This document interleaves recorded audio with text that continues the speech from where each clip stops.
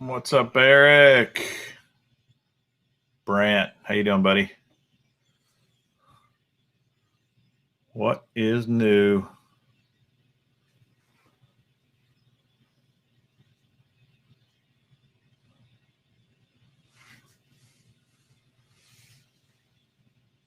Booster, how you doing, man?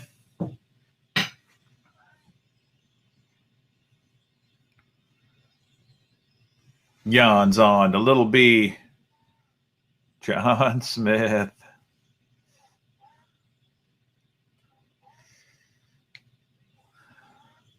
Should be getting your stuff any day now, John.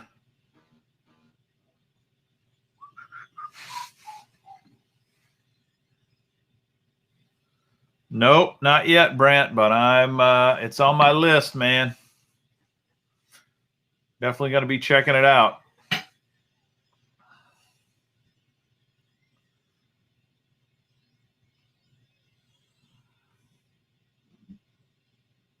How's it going, Alex?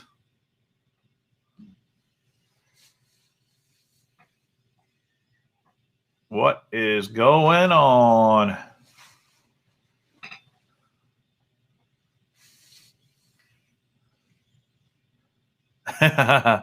Man, you're not kidding, Booster. They drag those weigh-ins out. They drag them out. They want them to last as long as possible. What's up, John Gill? Anybody been watching the Classic? It looks like Booster's been watching it.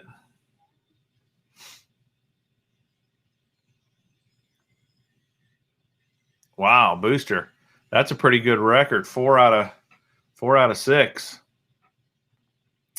You know, I thought about putting Hank Cherry in my final list because I thought he might do well in this tournament, but the odds are so rare of having a back-to-back winner that that's why I left him off. And might have made the wrong choice there. You never know, Alex. It could be your lucky day.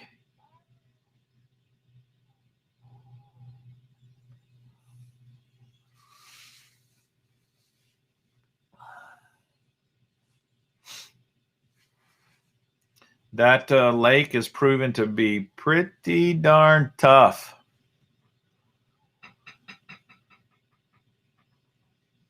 What's up, Tyler?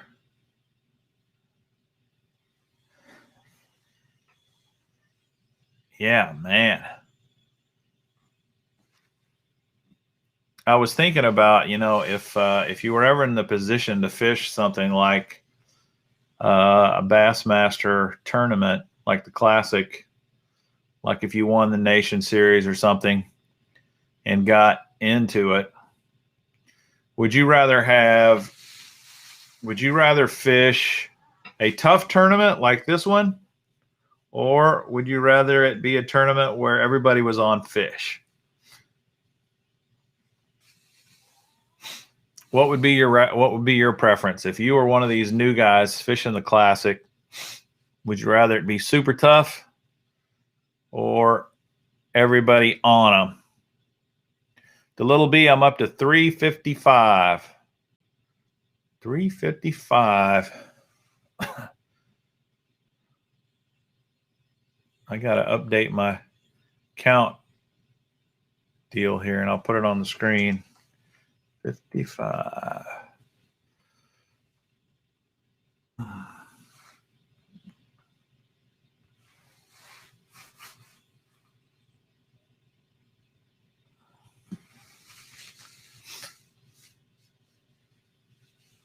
Oh, caught him on the tiny Clash. I haven't even thrown mine yet.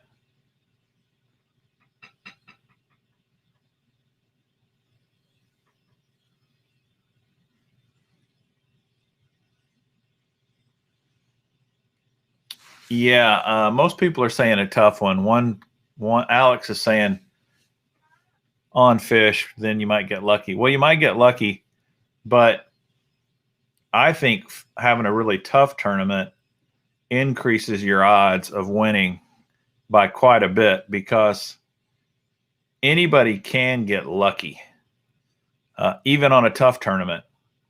And if the tournament's super tough and people aren't catching them and you happen to be the lucky one, your chances go way up of doing well.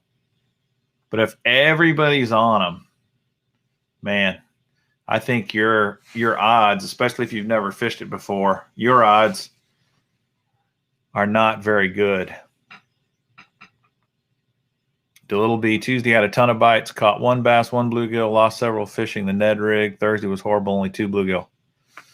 Dean and I went out today, and we did pretty well. In fact, I had to leave early because I had to get ready for the show, and he was still going.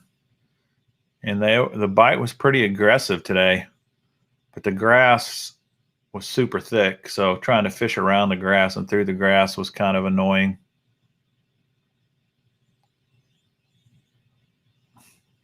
Yeah, well, I agree with you, Alex. If I was just fishing for fun, I'd much rather be catching fish all day. Something like the Classic. I mean, if you look at these weights, I don't know, did anybody have a limit both days? Maybe Hank Cherry? Oh, Yeti Whisperer was at the Classic yesterday. Steve Kennedy lost like an 8-pounder today, which is unfortunate. But I just wonder on the let me go to the leaderboard here. How many guys actually have 10 fish? Actually had a limit both days. Let's see here. Hank Cherry, Chris Jones, Matt Airy, Chris Johnston, Drew Cook, Scott Canterbury, Cody Bird. That's it. 1, 2, 3, 4, 5, 6, 7. Only 7 out of, I think, 55 anglers is the total. Let's go down the bottom. 54. 7 out of 54 had a limit both days. I mean, that just shows you how tough. Tough.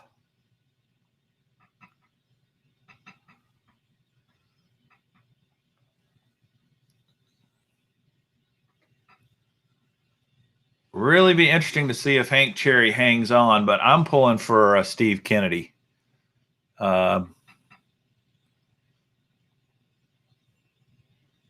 He is an anomaly in the sport, man. I've always just been amazed. I don't know how the dude makes a living for years and years. He had 0 sponsors, and now it looks like he's got a couple. And, the only way, if you don't have sponsors, the only way you can survive on the tour is you got to win. And somehow Steve Kennedy has just hung in there year after year after year. And I kind of admire that. If you look at his equipment, he doesn't have the newest, latest, greatest fancy equipment. Bob says Canterbury's going to win. Putting it all on the line there, huh? Canterbury is in 8th place right now. He is, let's see, he's 8 pounds back. So 1 8-pounder.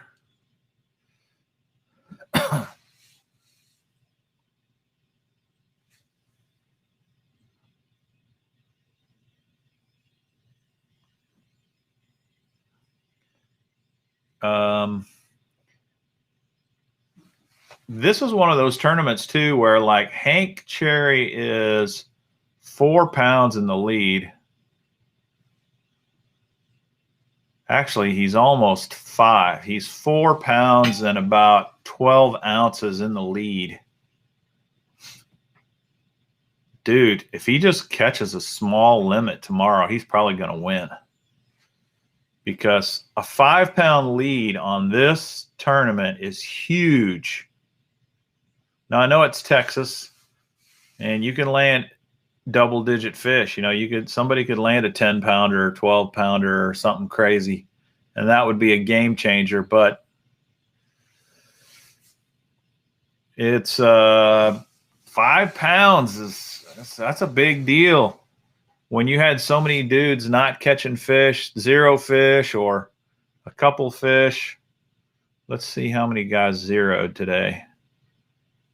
Well, I guess they technically are only showing 1 0 today, so they did all catch fish. But well, let's see. No, there's 2 zeros. Here's 2 fish, 2 fish, 1 fish, 2 fish, 2 fish, 2 fish, 3, 3, 2s, a lot of 2s and 3s. The majority did catch 4 or 5. So, Hank Cherry can't sleep. Hank Cherry can't just sleep well tonight thinking he's got it in the bag, and he definitely doesn't. But definitely interesting. Yeah, Zaldain really had a tough tournament. I kind of liked his strategy, though. His strategy was everybody's going to be flipping, and they were, man. It's amazing how many dudes were doing the exact same thing. Yeah. 2 fish, 1 fish, red fish, blue fish. So, you got to hand it to Zaldain. He says, I'm just going to throw swim baits. I'm going to go for the fences. And that's not necessarily a bad idea, because that's the one thing I've been thinking, man, everybody's flipping. And, granted, they're not all flipping the same lure, but I seriously doubt there's one magic flipping bait out there that's going to catch them above everybody else's.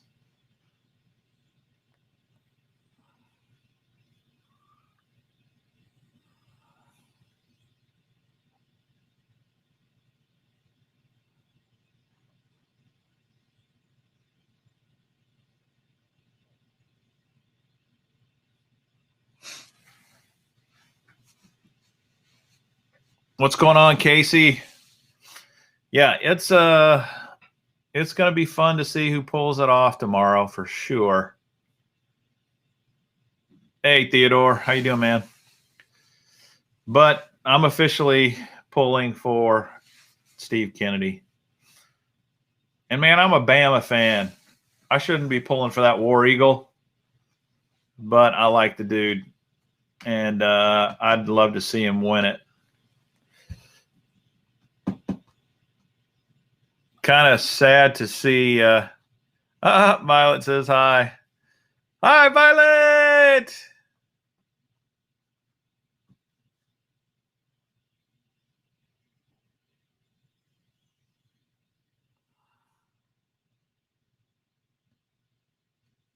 Yeah, you're right, Booster. The lake's up high, and it's taken some techniques away. These guys like Seth Fighter. I think Seth barely made the top 25, didn't he? So he can still fish, but yeah, he made it. But dude, he's 18 pounds behind Hank Cherry, man. There's no way. There is no way he cannot win. Yeah, a Booster. That surprised me too, man. The spawn should be over down there, shouldn't it? That's crazy. Oh, Landon, the motocross king. You're back. It's been a while, dude. Evie and Henry, how you guys doing?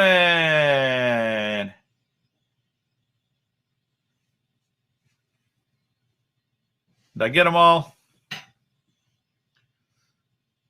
I've been watching. Landon's got a YouTube channel, and he pretty much shows himself riding motocross bikes all the time. You can watch Bassmaster Classic at bassmaster.com, Alex. Bassmaster.com tomorrow. You can go on that website all day tomorrow, and there's going to be coverage all day. All right, what's Matthew saying here? I think he was overthinking it and should have went 4 big bass second day and should have limited out for, oh, he's talking to John Smith. All right.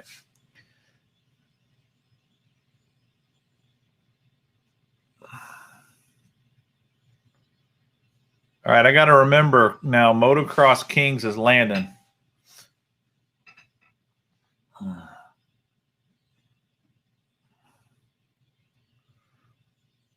So it's on Fox tomorrow morning till 11.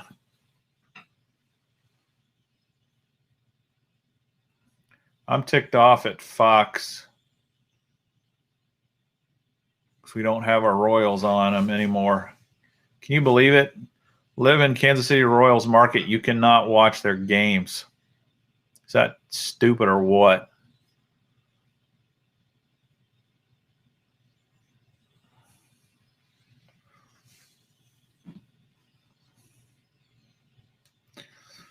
So what do you guys think? Do you think, is it your opinion that the Bassmaster Classic is the best tournament out there, or do you think it's the Red Crest?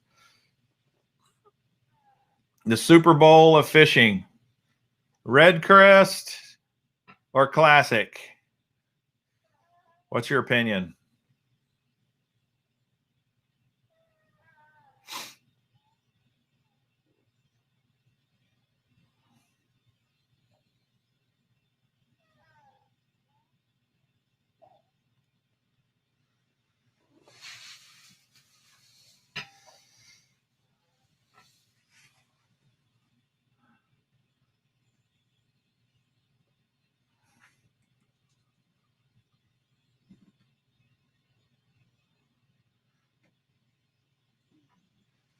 So Booster's saying Red Crest. I think he's saying that, or he's saying something about watching Red Crest.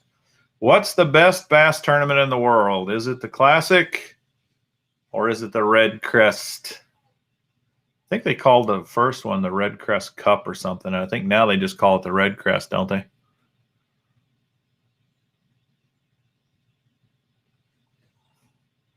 Man, Alex, that's too bad. You missed the Forest Wood Cup days. The Forest Wood Cup was really making a run on the Classic, but in fact, didn't the Forest Wood Cup have $1 million prize one year? I know they had $500,000, a lot, and then they dropped down to like 300,000.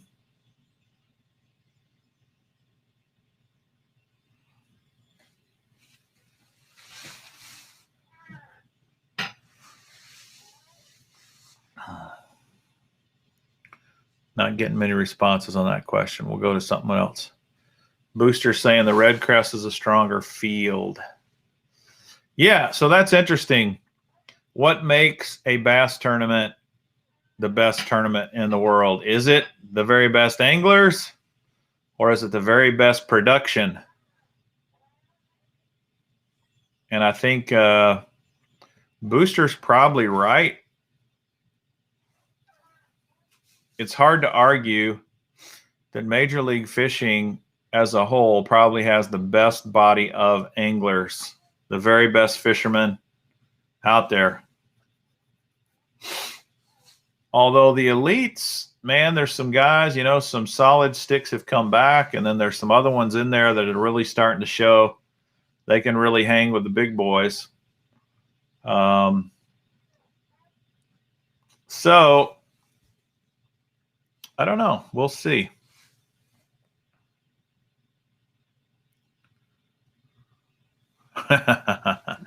Yeah.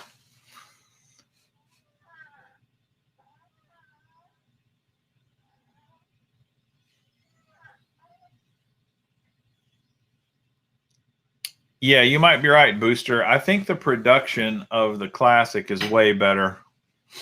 It's more fan focused. The fans can actually be there. They have a humongous expo.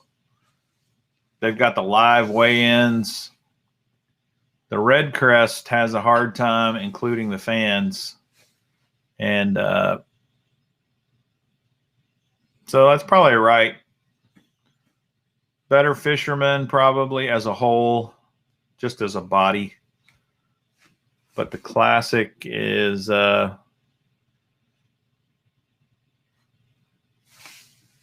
more of a production. Yeah, I couldn't tell how full the arena was. It looked pretty full to me. Was it only a quarter full?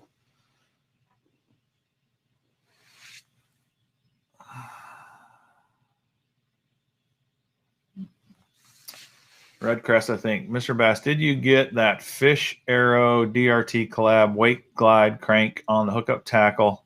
No, I did not get one of those, Matthew. I did get the Joker. You know, you and I already talked about that, but it showed up. The Joker. Pretty crazy.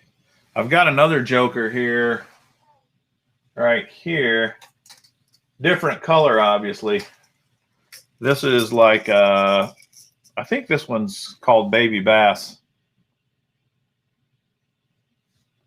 And of course, this one is the Joy Thief color. Plastic's not, there you go. You can see it there. This is quite an interesting wake bait. So who knows? I might have the Joker as one of my name that lure questions in the future. So you may want to learn about the DRT Joker.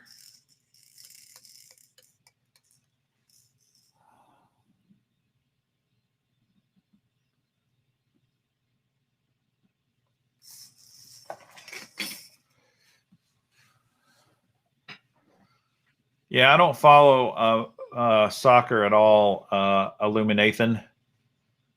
I'm assuming Christian Eriksen is a player. That's pretty crazy, man. When a pro athlete collapses, did he survive?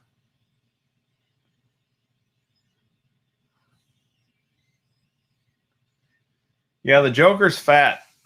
Joker is fat. The other baits they make are not that fat. Like the this is another bait by the same company, and this is called the Tiny Clash, and you can see it's not nearly as big and fat. These are kind of interesting too because you can fish this with a wake bait with this big blade in it, but these blades are removable. You can pop them out and they will fish without the blade as well. So you can fish it as a wake bait and then you can fish it just as a glide bait without the blade in there.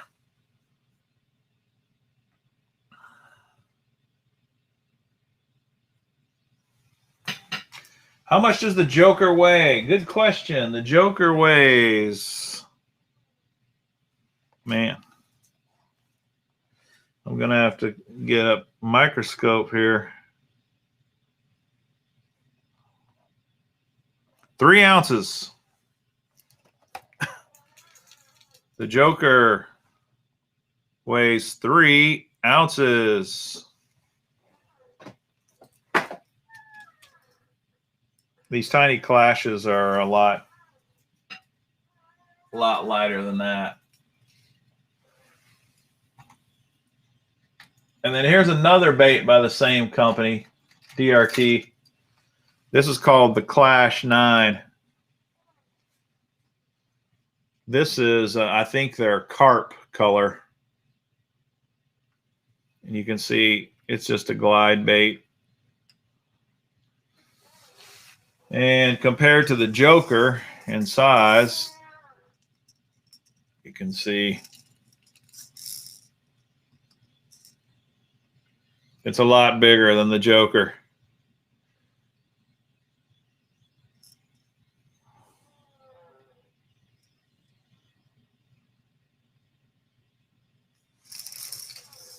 Yeah. You guys get me on these, and then I gotta worry about hook injuries the rest of the night.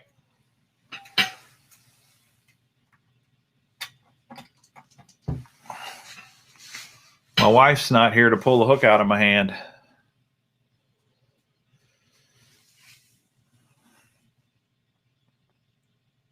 Yeah, if you're interested in the Clash, man, go watch some videos of those guys fishing it. Pretty crazy. Pretty crazy.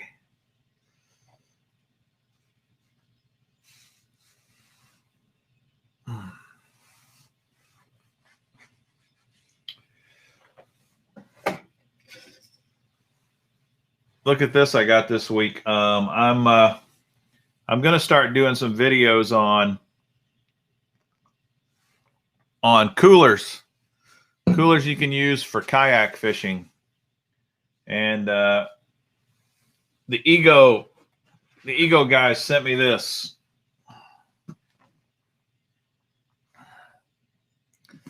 They've made a new line of coolers, and they're waterproof. They float. Pretty sick. I think this would be an awesome kayak cooler. It's got tie-down straps on it, on the sides, on the back, on the front. So I'm going to be doing a video on this here in the near future, along with some other coolers. Should be interesting. I'm going to test and see how long ice lasts in them, that kind of stuff as well.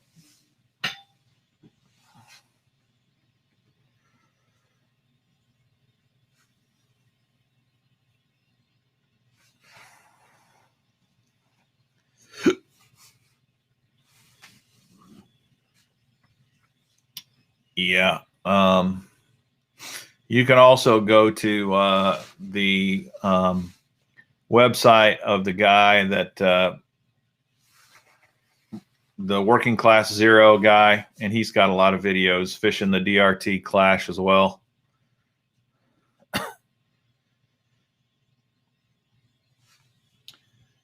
Yeah, those coolers do look really cool, and I think I think it's awesome. When you're on a kayak, you got to think about space. Space is critical. And I don't want a huge cooler, but I would like something, to keep stuff cool in. So I think that size right there is going to be pretty sweet. They call this the 6-quart size, which is their smallest one. And then I think they've got a 12, and they've got some really big ones. They've got some with wheels and stuff like that. But I want to do one on smaller ones for the kayak.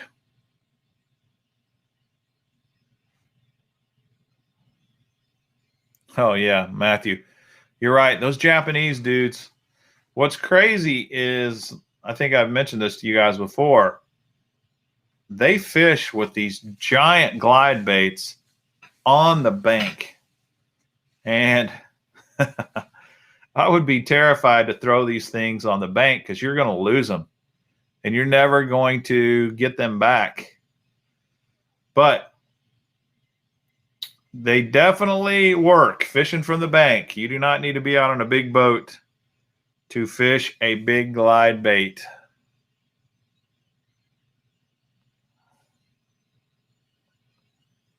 Hey, John C., how you doing, man?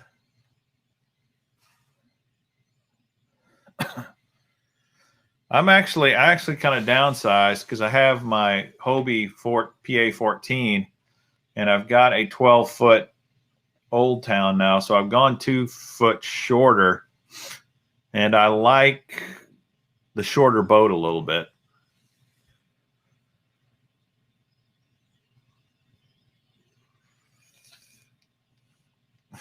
Matthew, I got to see. You need to take some video or something if you catch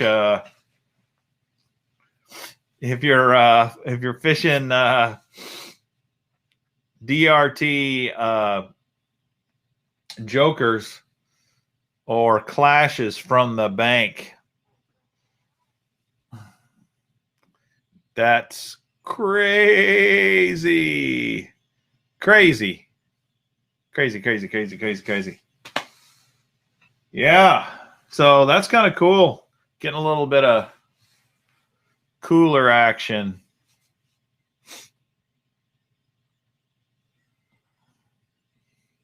Yeah, Tyler. I'd probably be swimming for a glide bait as well. As much money as those things cost.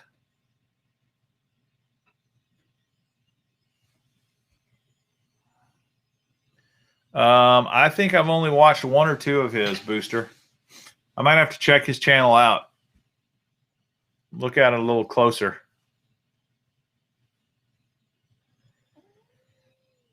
I'm not doing any slings, but I'm sure some will. I do, though, have one of you guys asked me to do a review on the Liquid Mayhem tackle backpack. And I've got that backpack here, and I still need to do the video on it. Now, this Liquid Mayhem backpack may really interest some of you guys that are looking for a bigger tackle backpack. One of the problems with the backpacks, if it's not a problem for me, but it is for some people, is that they're not made for the 3600 or the 3700 trays. They're usually made for the 36s. Now there's a few where you can take and put the 37s in sideways from the top, but most guys don't want to do that. They want to have a front or something that folds down and they can slide them out in and out horizontally. There's almost no backpacks out there that have a front load horizontal 3700 backpack. There's almost none of them out there on the market. And this Liquid Mayhem is one of those that has, it's made for your big tackle trays, and they all go in the front, slide in and out. I was wondering that too, John, if they give you free scent, but no scent came with it. So you'll just have to buy your own.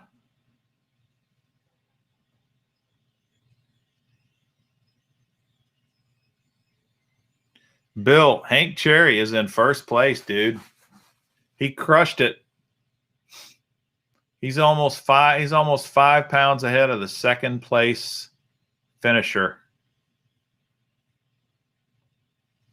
Let's see. He had 17 pounds, 10 ounces today, and he had 20 pounds, 4 ounces yesterday.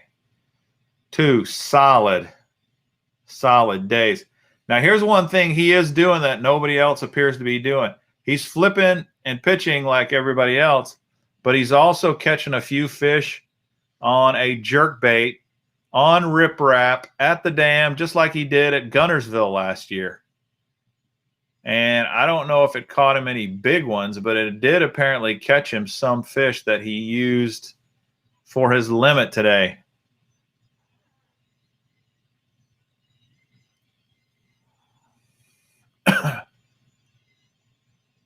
Yeah, right on, Kevin. I got quite a few of the PB rats back here. Yeah, that's what you're seeing.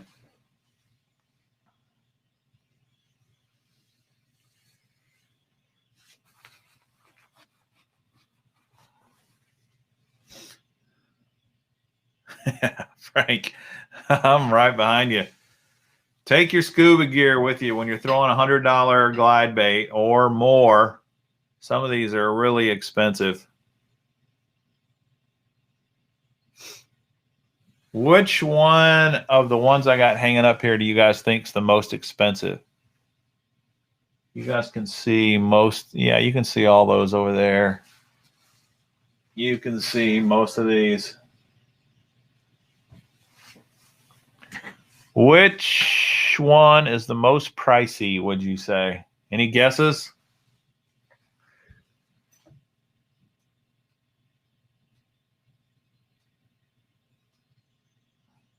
No, Matthew, I don't. I don't have a ton of big lures.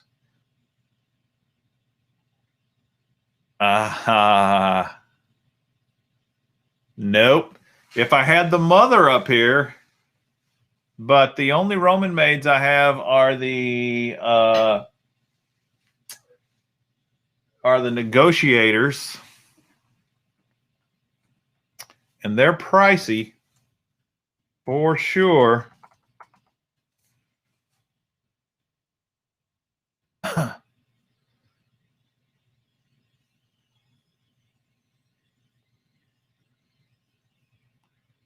The negotiator is very pricey. And unfortunately, because swim baits has gone crazy, that price has gone up and up and up. I think I bought my first negotiator for like $125. And now they're like $260, $259. If you go to Tackle Warehouse, you can buy a Roman made negotiator. They actually have one color in stock, and it's $260. And I'm almost positive I bought my first one for $125. Is that crazy or what?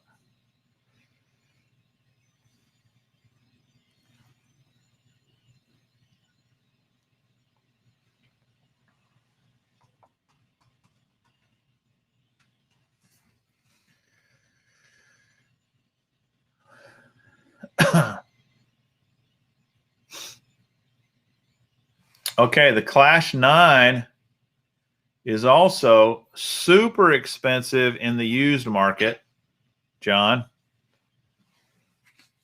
But new, if you can find one new, is not crazy ridiculous. It is expensive, don't get me wrong, but you can get a Clash 9. You can get the Joy Thief version of the Clash 9 on Working Class Zero's site when they have it for $119, $120.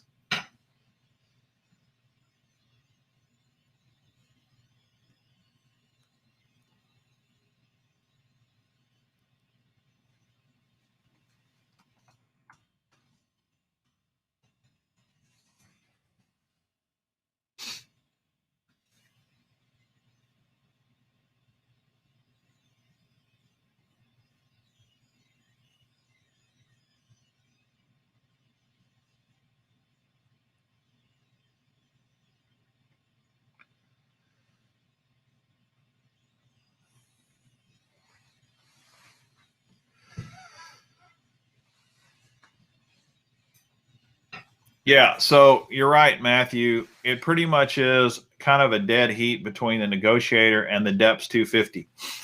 But the current price of the Roman made probably is the most expensive because I can only find it right now for $260. The Deps 250 over here, that's $179. So if you had to buy a new negotiator, that would be your most pricey one, I guess. Kind of crazy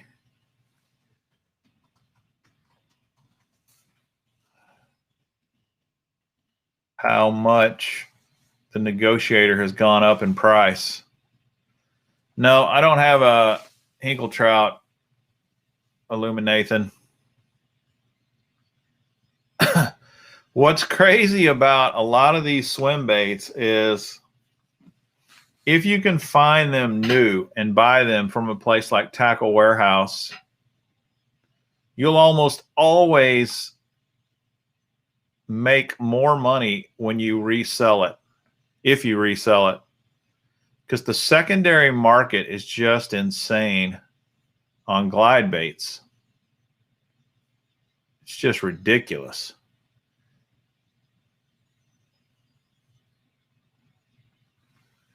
I was going to look up real quick and see one other one here.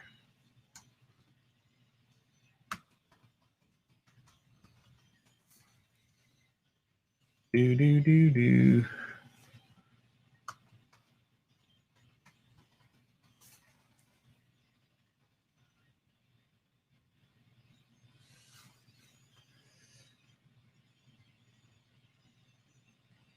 Yeah, those DRTs, man, if you can get one, if you can find them, man, as soon as you buy a new one, you can just about make $100 on it without even trying if you wanted to sell it.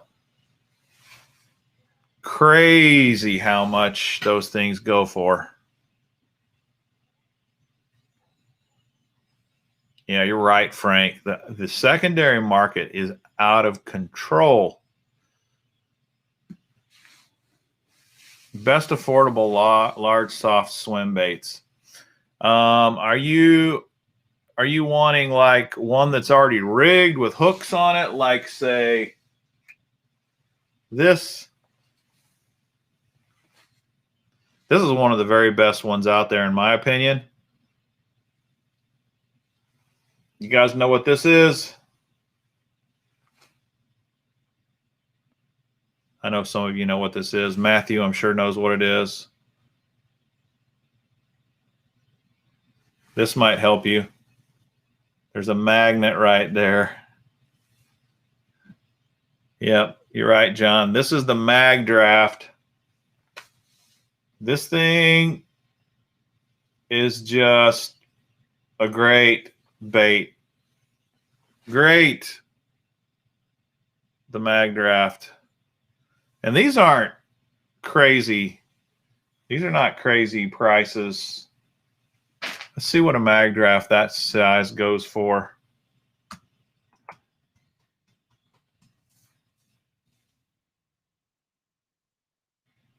Mag Draft.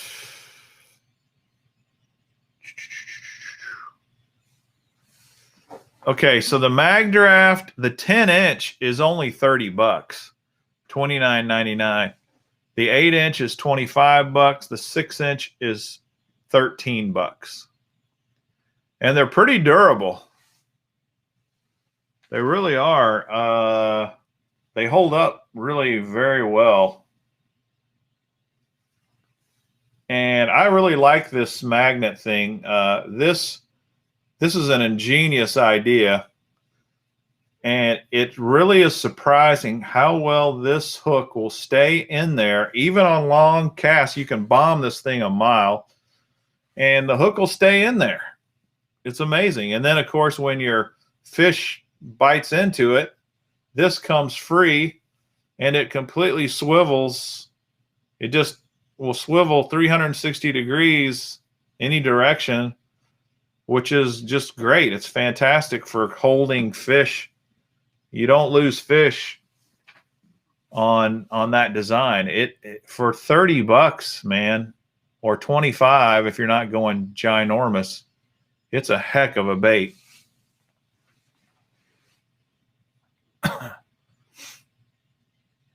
Ronald's in the house. How you doing, man?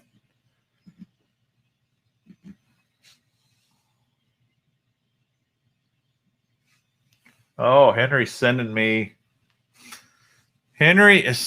me his first glide bait fish. All right, I need to log into my Instagram here so we can see it.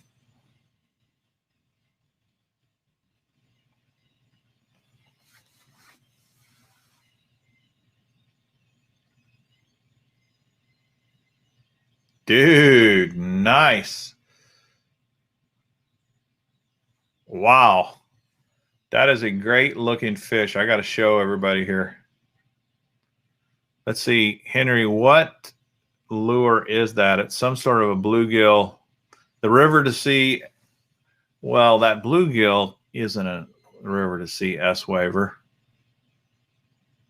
Unless, all right, let's go. Check out Henry's first glide bait. Bam. How about that, guys? What up, Kyle?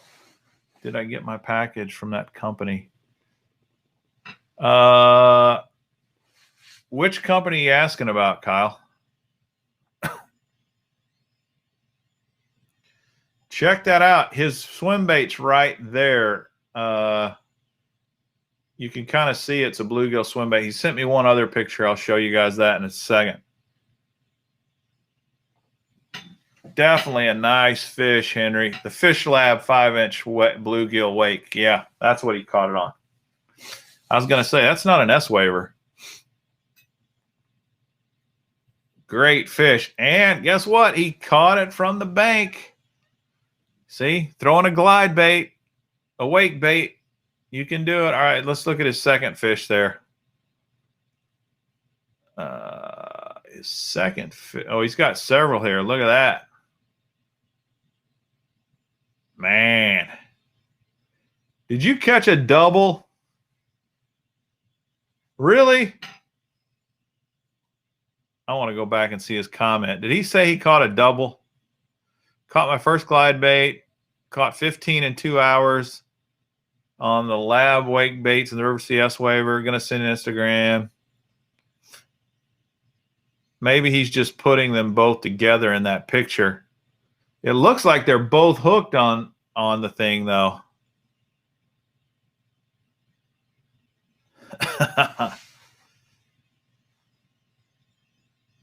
See you, John C.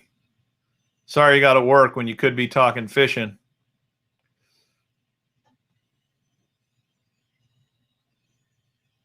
Yeah, Matthew, I did get the bento box. I got it. I got it. It's right here.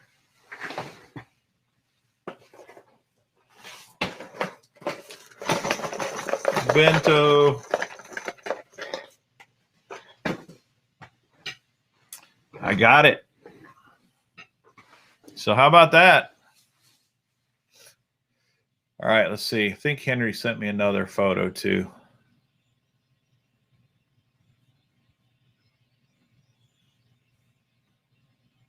Oh, here's one with the S waiver.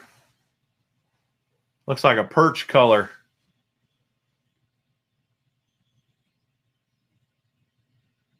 Very nice, Henry. Very nice. That reminds me, I thought I'd tell you guys. Do you guys remember a few months ago, I was telling you about the fact that I ordered a bunch of custom painted crankbaits from Dave's Custom Baits, and they got lost in the mail or they never got shipped or something. And the post office wouldn't help, and this guy wouldn't help, and it was a real problem. And I went round and round, and then he basically said, I can't help you. You know, it's out of my hands. And I was just telling you guys, you might want to be careful about custom small guys. But he actually decided to go ahead and send them to me anyway. So kudos to Dave's Custom Baits. And he sent them to me. And he's got some really, I've used Dave's Custom Baits for a long time. And I'm telling you, his crankbaits are off the charts. They're very, very good. In fact, I'm going to show you his website here. I'll share you the screen here. Let me go back to find another tab here. The reason I'm going to show you this is I want to show you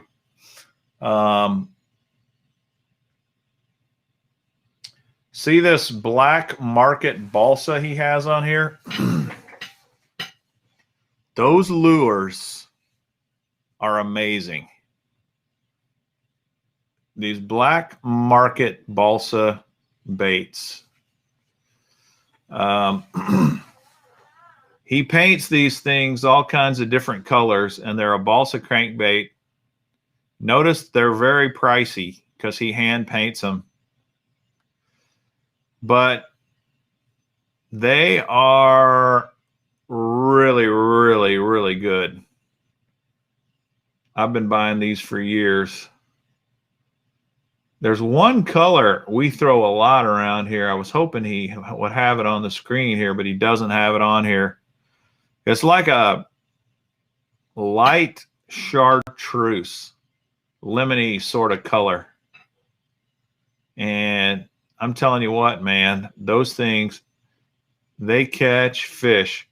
Kind of like this one here that you see that's bright yellow in the middle of the screen, kind of real big there.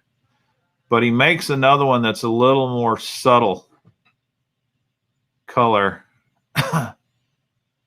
And then these are his wigglewort knockoffs. He calls them Rock Warriors.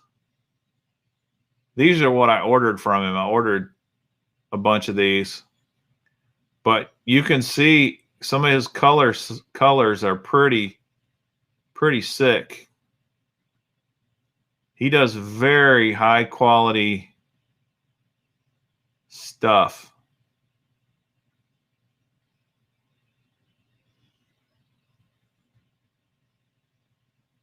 I mean, look at that color there.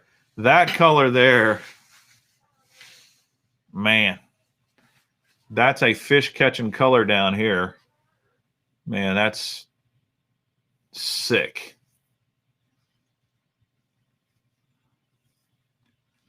Anywho, go check him out if you're looking for some cool custom painted crankbaits.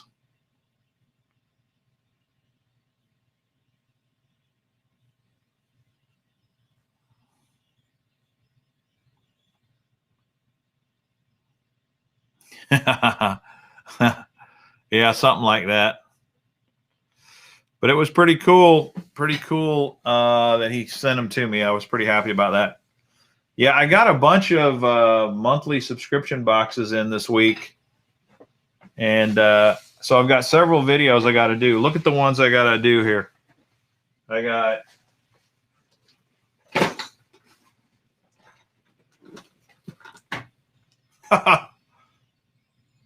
how about that? Bento box, monster bass, bass baits monthly, mystery tackle box, fish tools.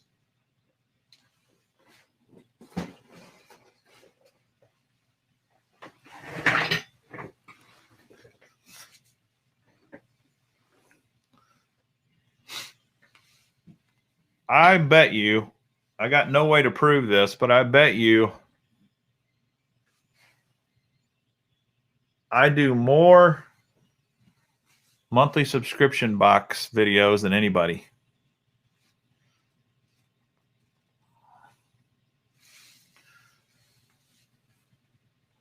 Nobody can touch me, can they?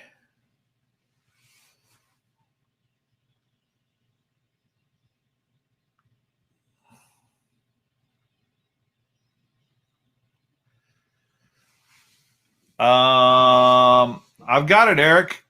I opened it up. I've still got the lures that I need to fish that you challenged me to fish. I just haven't gotten around to it. I might do a live stream where I open the bento box, but I'm not going to do it on the live stream tonight. But if you guys wanted to, I've done some live stream unboxings. Those are pretty fun. And I could maybe do that on the bento box. That would be fun to do. But I'm not going to do it tonight.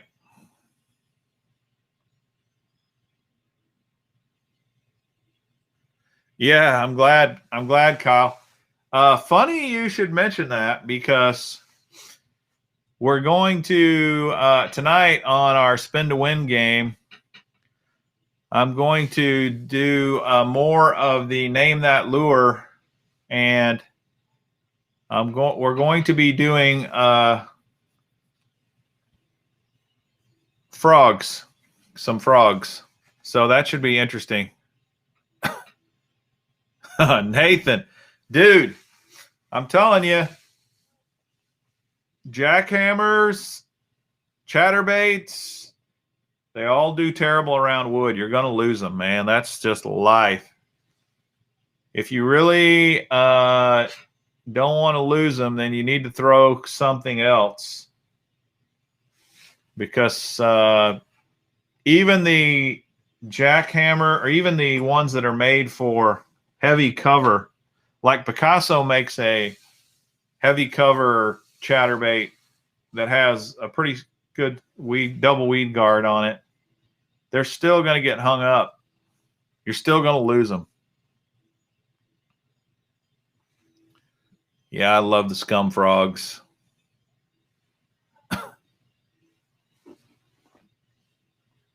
I haven't fished it yet, Jan, but it's on my list. Man, I got so much stuff I still need to get to.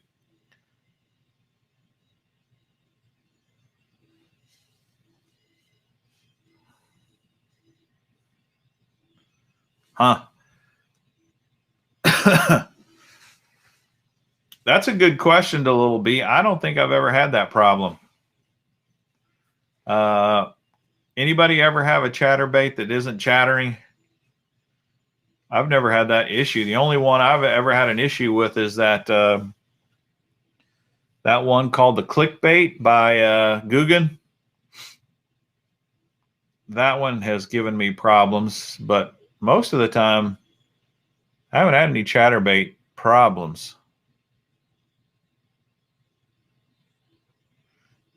Landon, catching them on the square bill. Nice. That's cool.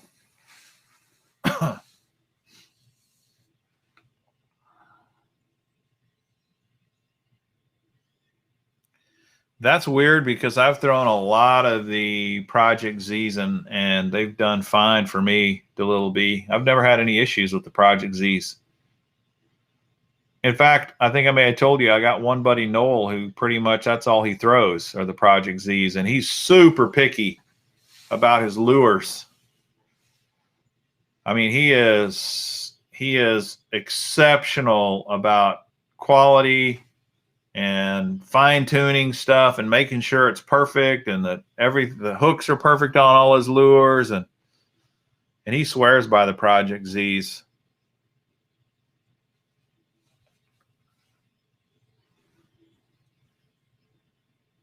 Yeah, Porter, let's do a guess that lure. May as well.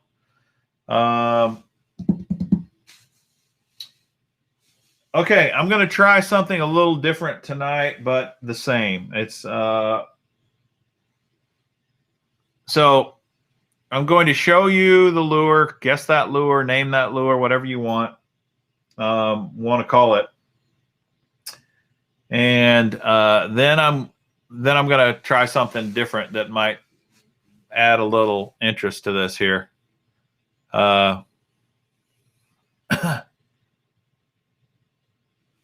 All right, first lure here. And on these lures, what I want you to tell me is what the lure is called. Okay? You can put the name of the company in there too if you want, but I'm not asking you the company name. I'm asking you what the lure itself is called, okay? So here's the first one. Get ready.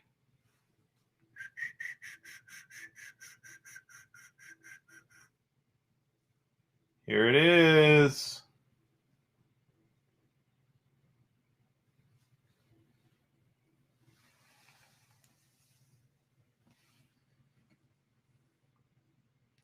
What is this one called?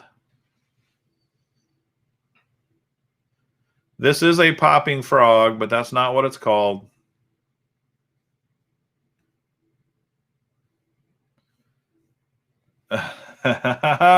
Illuminathan. Illuminathan got it. It's called the Spittin' Wah. The Spittin' Wah by River to Sea. And the official formal name is the Tommy Biffle Spittin' Wah frog. Okay, now this I'm going to do to so congratulations, Illuminathan. You get to spin to win. All right. So let's go ahead and spin first. Let me write your name on a ticket, though, before I forget that. Illuminathan.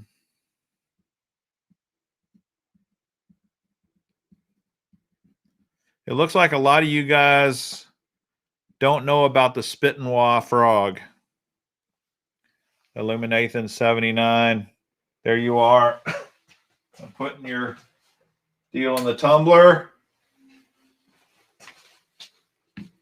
Here we go.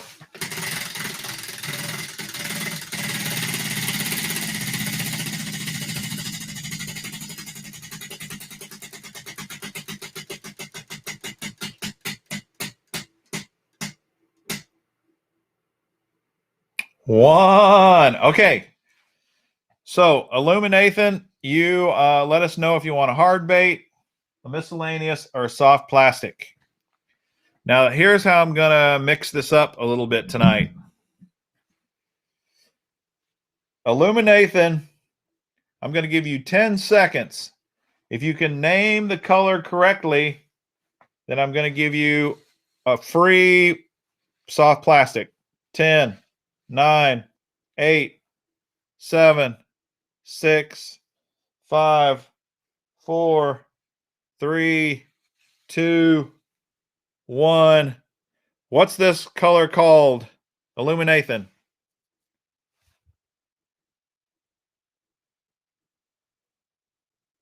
Crickets.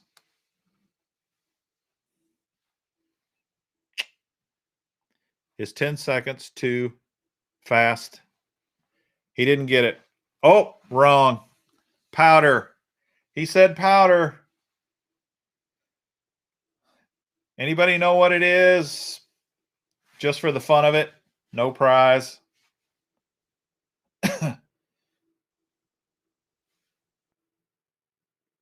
This is called dirty white. Dirty white. All right, Illuminathan, what prize do you want? Pick your poison. Hard bait, miscellaneous, soft plastic. What are you in the mood for?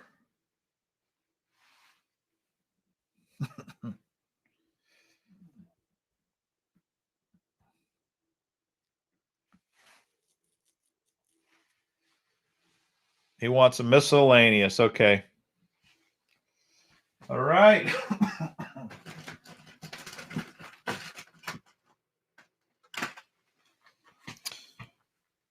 All right. This is the Ducket Fishing BD Vibra Swim.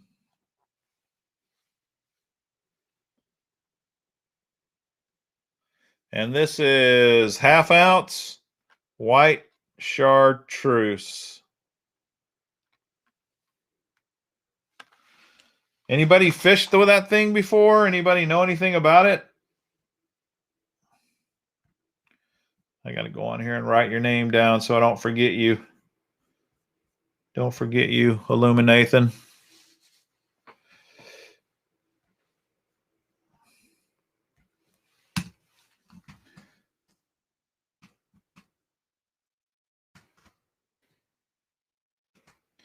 Okay, he doesn't want it.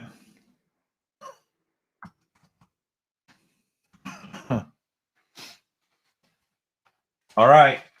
Back in the bucket it goes. what else was I going to show you guys tonight?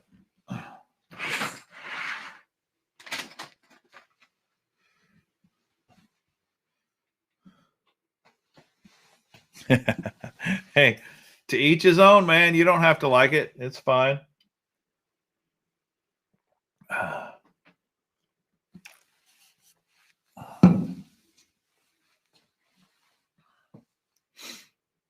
Not a big deal at all.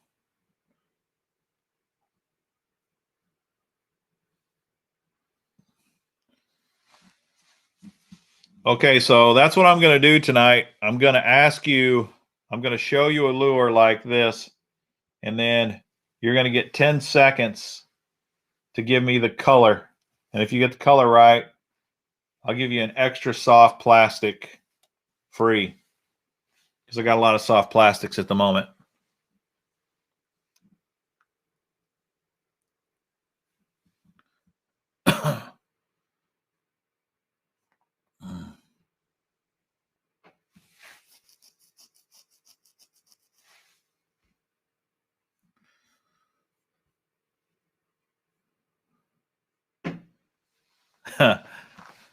I don't know. I think some ducket stuff's pretty good. In fact, I was telling my buddy the other day that I've got a few ducket rods that I've really been pleasantly surprised with.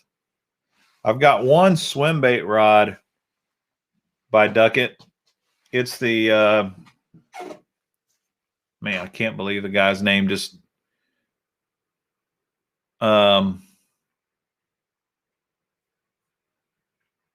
Debo's in the house. How's it going, man? Man, I can't believe I forgot the guy. Anyway, he was a pro that used to throw a lot of swim baits, and then he retired. He basically got out of fishing, and they have a swim bait rod of his, and it's a really good rod. I mean, it's an excellent rod. And I've got a few other ducket rods that have turned out to be really good as well. I have to admit, though, I don't throw a lot of ducket lures.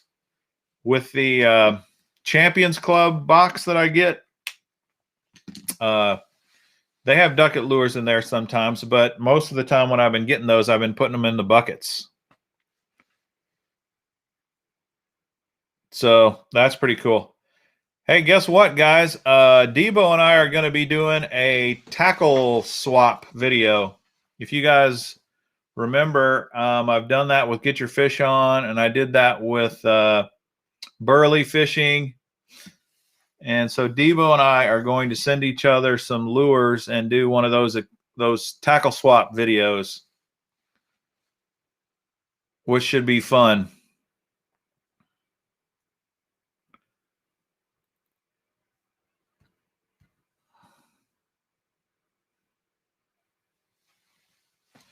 Speaking of ducket and swim baits, I learned today they have a new large soft swim bait called a subtle swimmer. Huh. Interesting. Well, I think the plan with Boyd Duckett's lure company is they're just going to expand and expand and expand. And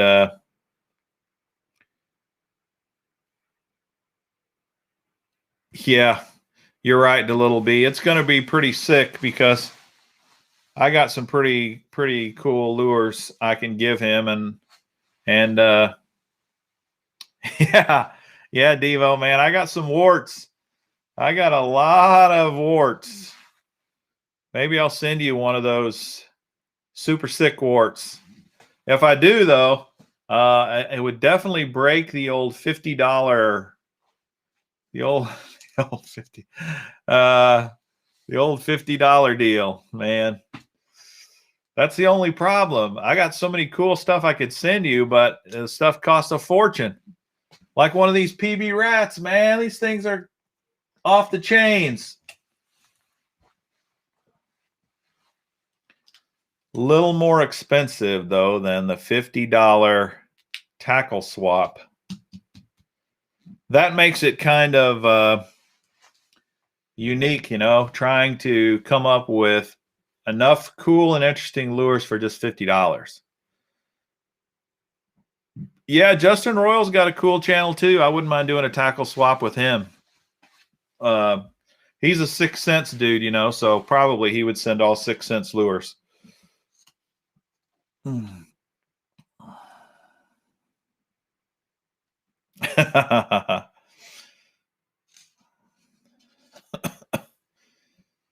right, let's do name that lure number 2. Name that lure number 2. Are you guys ready?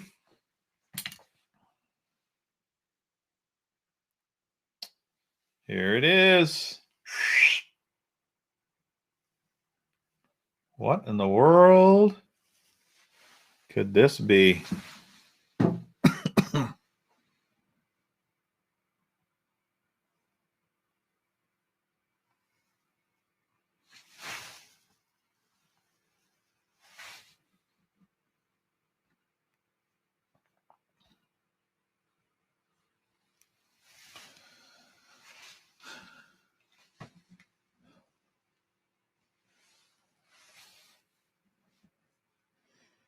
Yep, this is the Lunker Hunt Lunker Frog, and since they really don't have a name for it, they call it the Lunker Frog, but Matthew, it looks like, was first. All right, Matthew, you got 10 seconds to tell me what color. 10, 9, 8, 7, 6, 5, 4, 3, 2, 1. He says white shad. It's actually pearl. It's called pearl. It doesn't look, I guess it looks kind of pearly. So I guess I can see why they call it pearl, but it looks very white. You know, usually pearl kind of has a little bit of a sheen to it. I guess this kind of does, but that's called pearl. So if you guys don't know a lot about hollow body frogs, when Lunker Hunt came out with the Lunker frog, what was unique about these guys is their legs. These legs actually move in the water, and they've kind of got a lifelike movement. And this, I think, was the very first hollow body frog that came out with legs like that. If it wasn't the first, it still got a lot of attention. I think at ICAST, it was like the best new lure at the time. And the legs, though, they do rip off Booster C, but you can buy, I'm pretty sure you can buy replacement legs for it. They're pretty lifelike in the water, though. They look pretty legit, pretty real.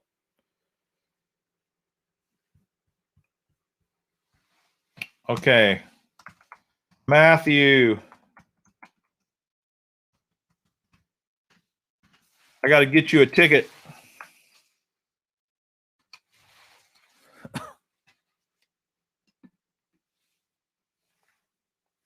I'll have to check out that 316 frog. Matthew.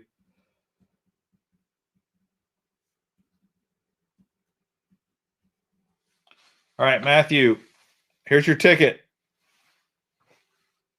I'm putting it in there. What do you want to spend for? I guess we got to spend before you tell me, don't we? All right.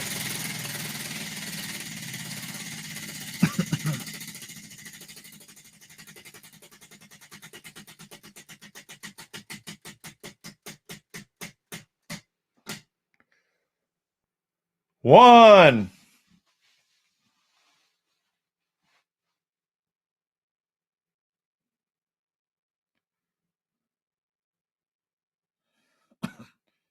It's a pro secret.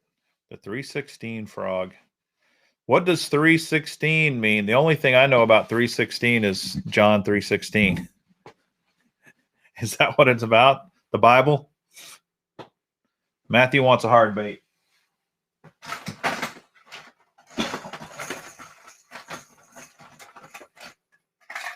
All right, here you go, dude.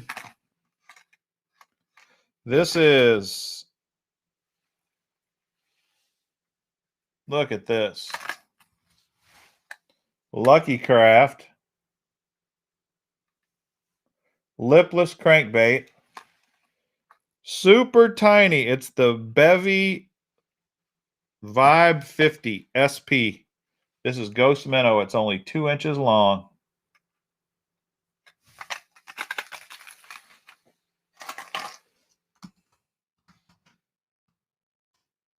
Look at Illuminathan. Oh man. What's the big deal, Illuminathan? Are you saying you would have taken this instead of that awesome Boyd Duckett bait?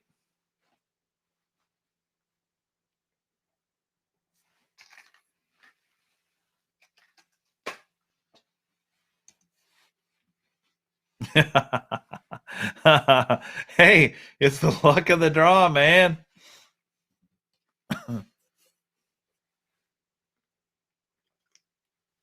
It's the luck of the draw.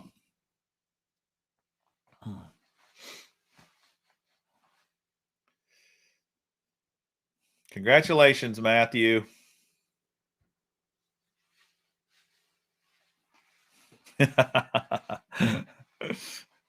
Sometimes you win, sometimes you lose. I mean, I got all kinds of lures in there.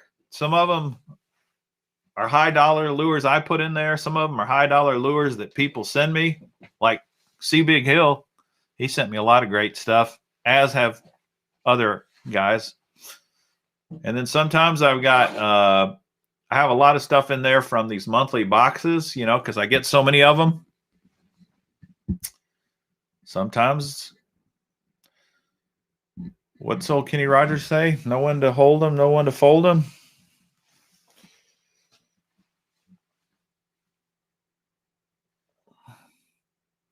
Yeah. Right on. Okay. Man, we're really rocking.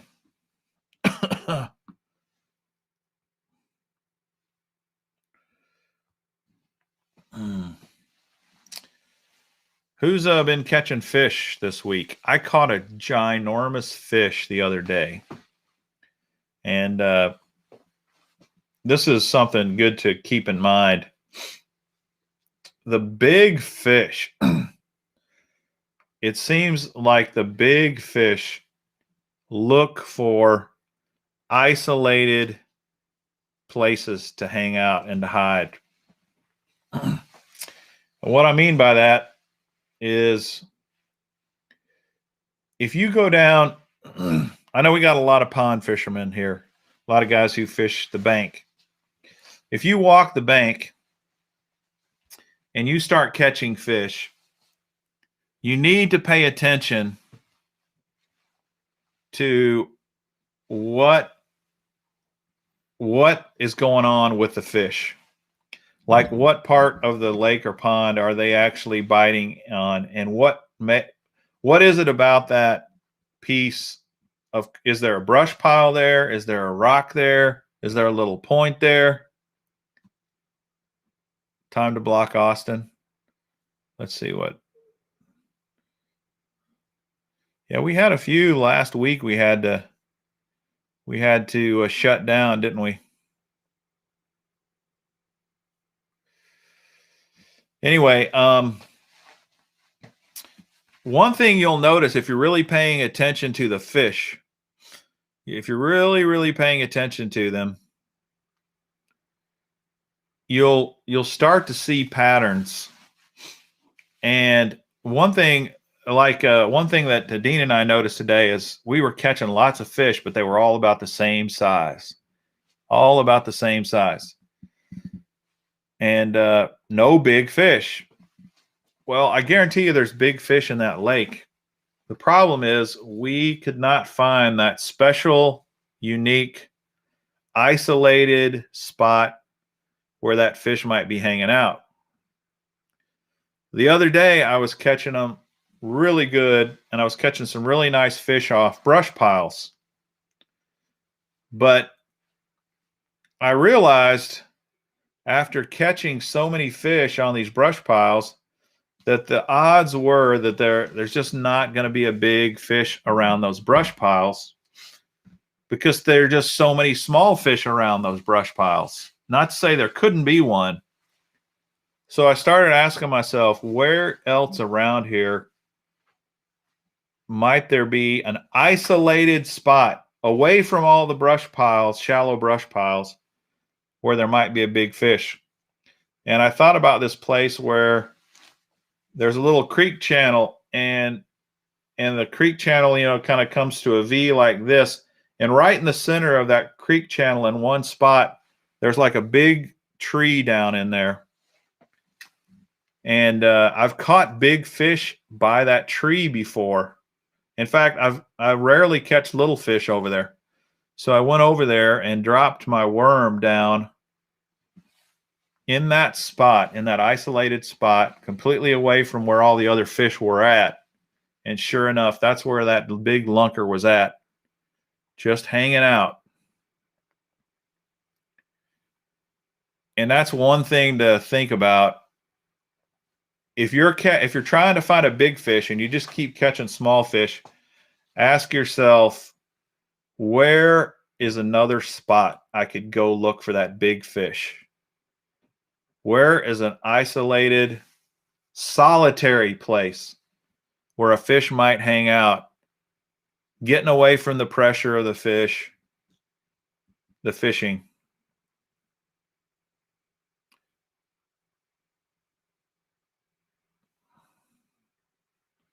Austin Chamble. Let me see if I can find it.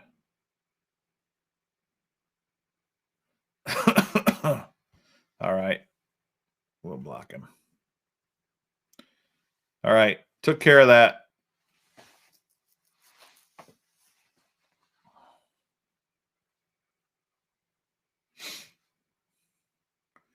Some dudes, man, you would think, you got anything better to do with your life than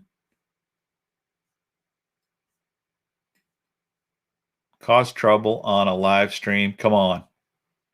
All right. I got some more lures. More lures to share with you. Okay, now, some of these you might say to yourself, oh, I know that. I'm kind of tricking you on some of these. You've got to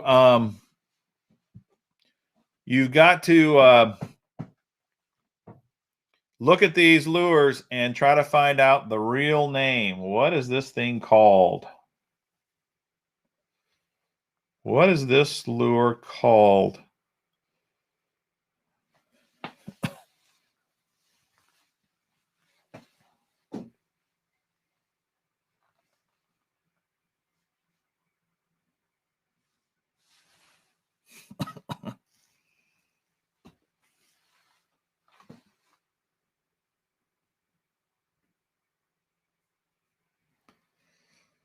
John Smith got it.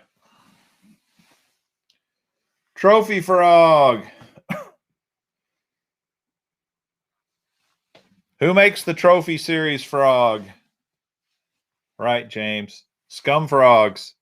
Now, I like this version of the scum frog better than the plain scum frog. And the reason I do is because the trophy series has a brass weight right here. And you can throw this thing a lot farther because of this little brass weight. The plain scum frogs don't have this brass weight, and they're super light. And it's hard to get any real distance if you're throwing scum frog, the regular scum frog. But this trophy frog, the weight solves that. Now, they've come out with a new launch frog, which I think is even better. It really casts a country mile. But these scum frogs, if you don't own a scum frog, you need to try a scum frog because their material is super soft, and hook penetrations are pretty dang good on a scum frog because the plastic usually gets out of the way pretty well. So congratulations, John. 10 seconds, and I've given you actually more. What color is this, John Smith? 10, 9, 8, 7, 6, 5, 4, 3, 2, 1. I guess he said red pearl already, man. He was like answering immediately. But that's not it. It's not red pearl. It looks a lot like red pearl. It's called white. This is white. If you look at the red pearl color, it's just slightly different than this one.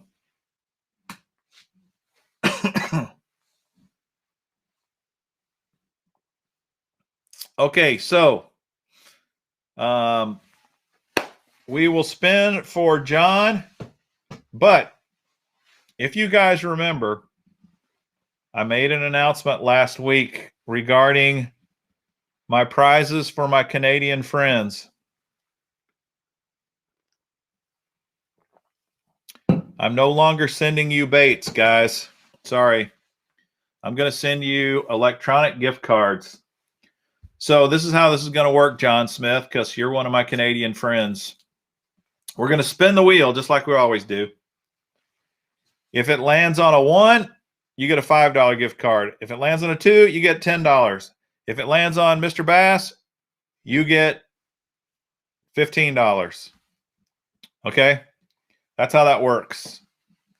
If we land on KVD, you still get $5. If we land on mystery, I will send you the mystery box. So you can win the mystery box, and I will send you that anyway. So let's spin to win.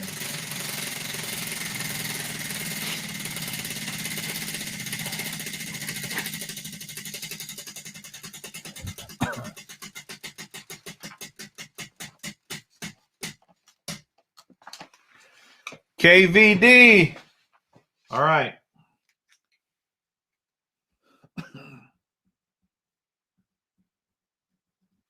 Here's your ticket, John. Still get that.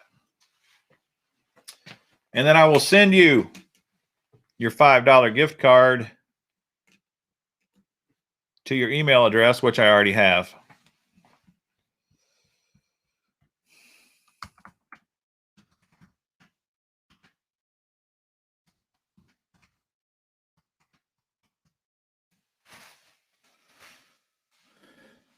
Them Canadian boys breaking the bank.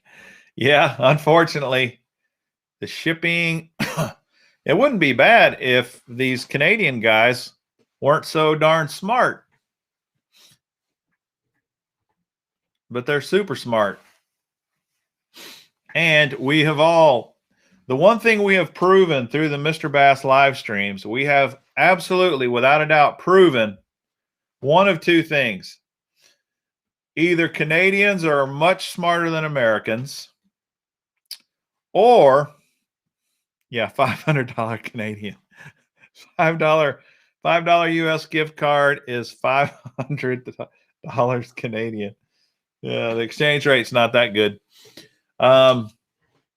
We have proven either the Canadians are much smarter than us Americans, or, without a doubt, Canadian internet is way faster than American internet. Canadian rubles. Yep, that's what we're talking. Canadian rubles. Crazy.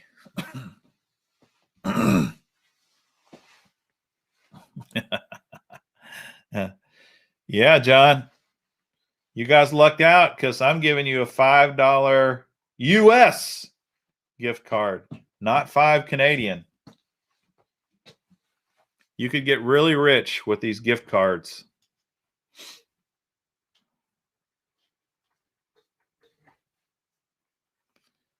Hey, that's a good idea, Porter. We'll do one. We'll do one for the 15 and unders. That's a good idea. All right. If you're 15 years or younger, this next question is going to be for you guys. And I'm just going to ask a question instead of name that lure. So here's the question. If you're 15 years or younger, you can answer this question to spin to win. Oh, yeah. James, you're right. You're right. We were going to do that too. We decided we're going to do that too. In fact, I'm going to do that. I'm going to do that tonight on some of the frog guesses too. I'm glad you reminded me of that, James. All right. I am going to pick a random number. All right. Since James suggested third, on these 14-year-olds, we'll do third. The third correct answer. All right. So you got to be careful. If you hit the trigger too fast, you may not win. If you're the third correct answer, you win the prize. Hopefully that makes sense to you. So I'm going to ask the question. You guys are going to answer. The third correct answer wins. In order to defeat the Canadians. That's the whole plan behind this. Trying to defeat the superior Canadian internet. Because I hate to tell you this, John Gill is a Canadian, and he's under 15, and that dude's sharp as a tack. And he's got super fast internet. Fastest in the world, I think. All right, so here is your question, 15 and under. Third correct answer gets it right. The question is, as of right now, who is in first place on the Bassmaster Classic? What's his name? Who's in first place?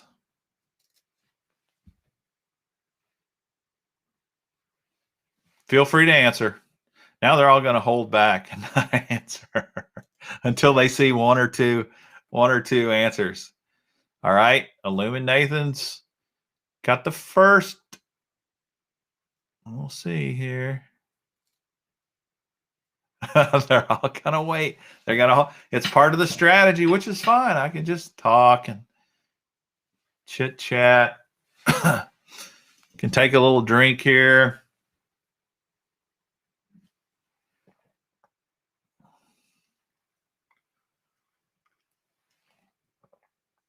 All right. Nope. This is the third. Nope. 1, 2, 3. Nick's the third. Man, this might be harder for me than it is for you guys. Illumin Nathan was first. John Gill was second. Nick was third. Porter was fourth. Aaron was fifth. Okay. That's interesting. We'll see how popular this becomes waiting to the third. We'll have to see. Nick was third. Well, I don't think Nick's a Canadian, so it worked. No, we're not trying to specifically exclude the Canadians. I want to give you guys lots of gift cards. Congratulations, Nick. I'll get you a ticket going first.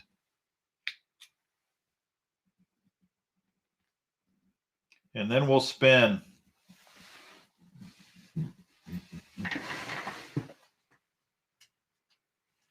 There's your ticket. Let's spin. Spin to win.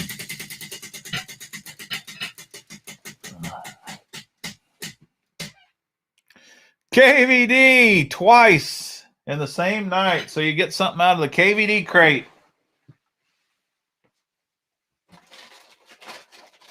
Okay.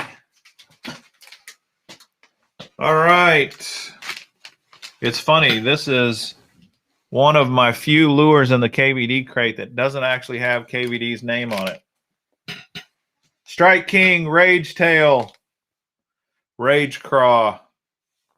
This is dirty craw color. That's a great lure. Nick, you lucked out, dude.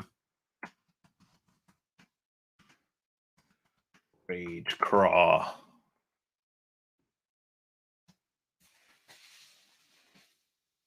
Rage Craw.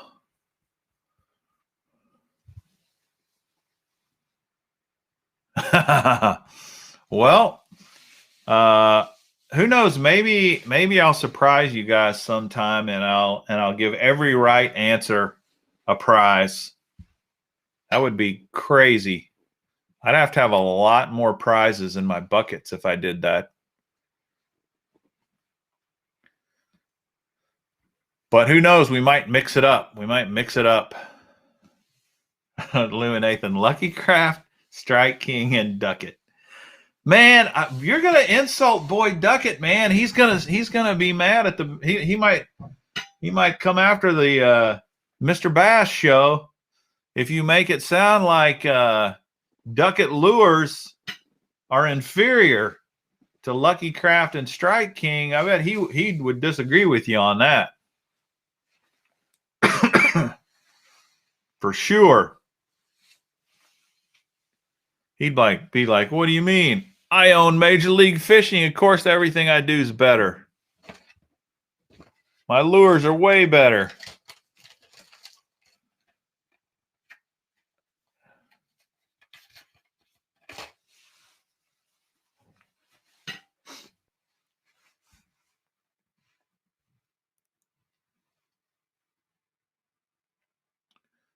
Nathan. So he's saying he's taking some sort of a stance against Duckett. I will never fish Duckett. Wow. That's a hard line right there. The only company that it seems like a lot of people say, I will never fish that, is Guggen Baits.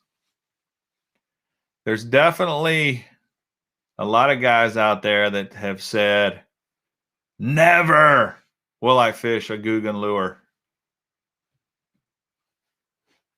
Not sure why. Some people don't like YouTubers.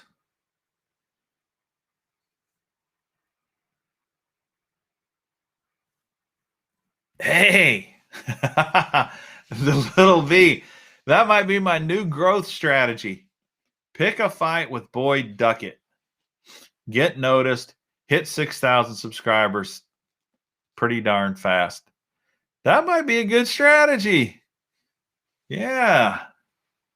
I might have to hire you as my manager, my growth manager.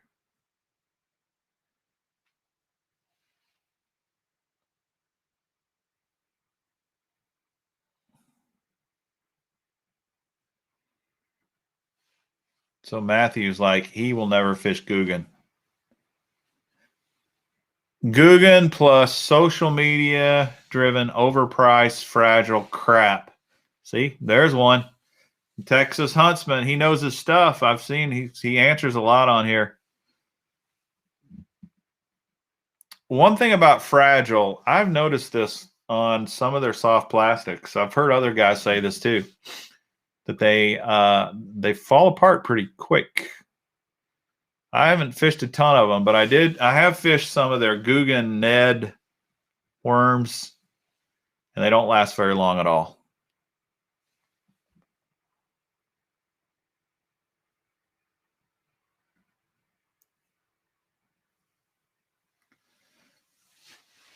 Yeah, I think a lot of people say this too, that have you guys seen the videos where they take the Guggen lure? I can't remember who did that. One of you guys will remember. He took the 6 cents lures, compared them to the Guggen lures, cuts them open. They're pretty much identical. It's amazing.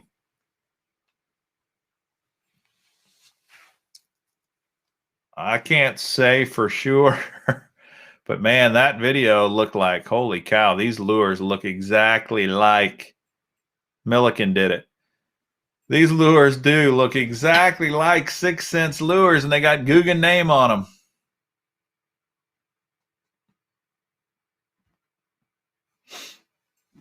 Yeah, Ben Milliken. That was a good video. I think I watched it a few times because I was like, wow, I can't believe this. Pretty crazy.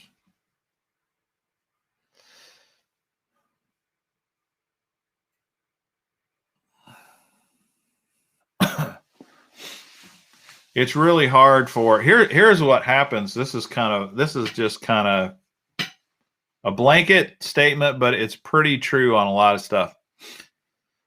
If you're a guy that doesn't have a lot of money, don't have deep pockets, and you create a lure, the sad truth is, even if the lure is amazing and incredible and everybody wants it, you don't have the money or the resources to distribute that lure fast enough to survive. The big companies will immediately snatch up that lure, copy it, duplicate it, create it, and run you out of business. So if you ever created the next amazing lure, I think your best bet is to go to a really big company like Strike King or somewhere else and try to get them to buy it from you. Now, that may be a lot harder said than done, but like, I don't know if you guys remember the dude who created the A-rig, the first A-rig. Remember, Paul Elias was throwing it around. If that dude had not worked out a deal with Mans, he'd have never made a dime on that lure, because overnight there were hundreds of companies creating A-rigs. I mean, overnight. It was insane. But because his was the original Mans A-rig, people wanted that one. The one they saw Paul Elias win over 100 pounds of bass on that tournament. He just crushed them. Yeah, Andy Poss.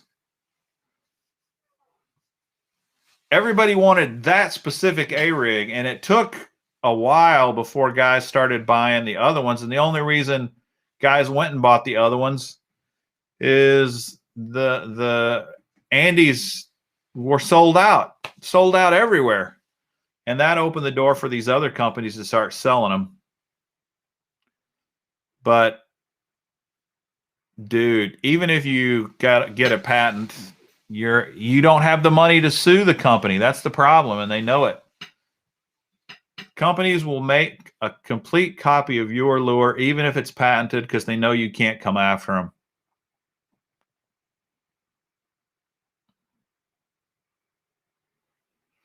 Yeah, James, we were talking about that at the beginning of the show. We were talking about the fact that there's only 7 guys that had a limit both days on the Classic. Pretty crazy.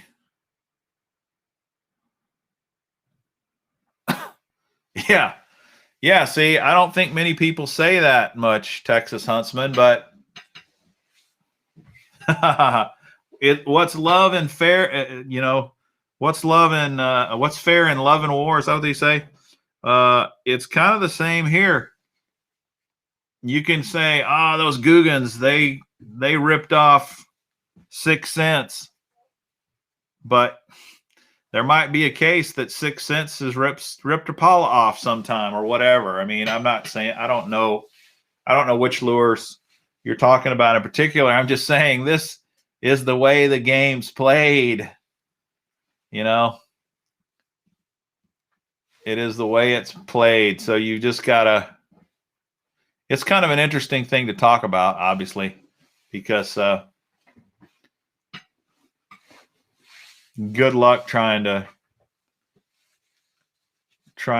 recoup. All right, let's do another name that lure. Name that lure.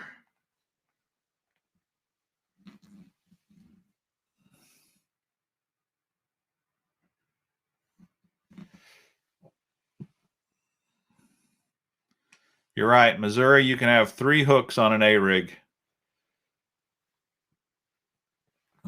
Yeah, I'm doing the first one, Illuminathan. Whoever's first on this, here you go. Name that lure.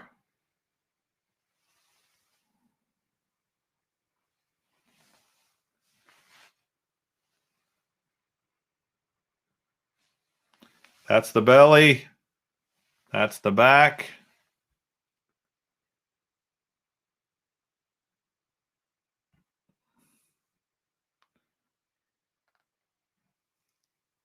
John Gill was first.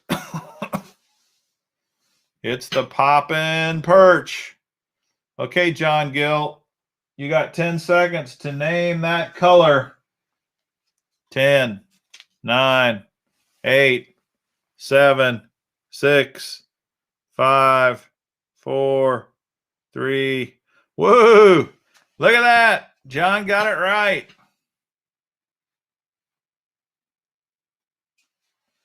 It's called shad spawn. You can pretty much see through the thing. Just about.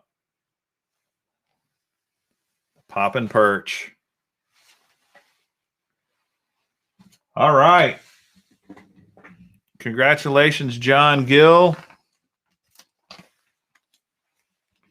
I'm going to get you a ticket for the drum.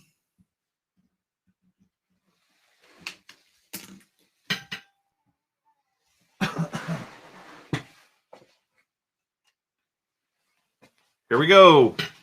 Get ready to spin, to win.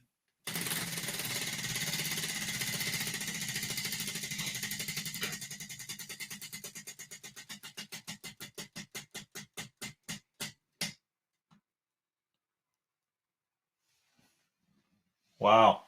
Right on the line. That's a 1. Congratulations, John Gill.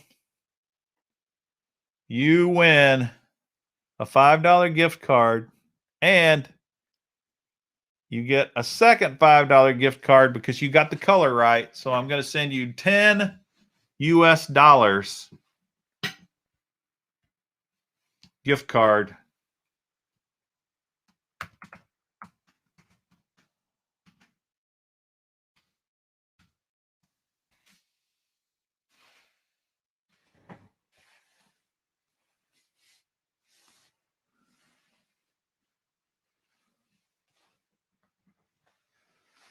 The poppin' perch. Yeah, it's just a poppin' frog that they've put eyes on the back and eyes on the belly.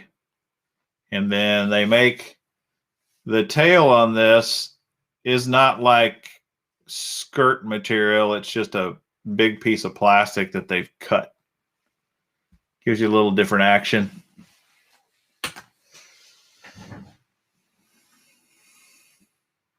$5 foot long. Right on. All right, let's do another one. We may as well keep it going.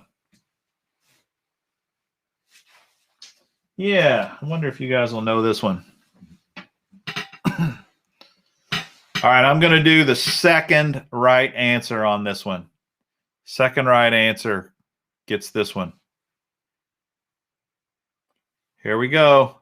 Remember, it's all frog themed tonight. Here it is.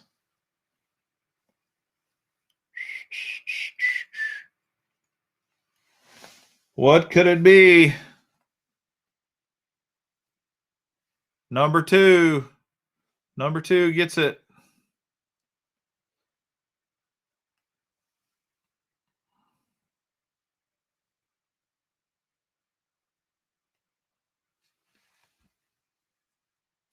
This one looks a little harder.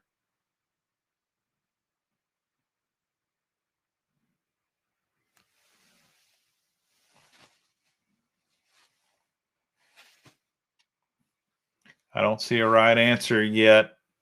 I did see a partially right answer.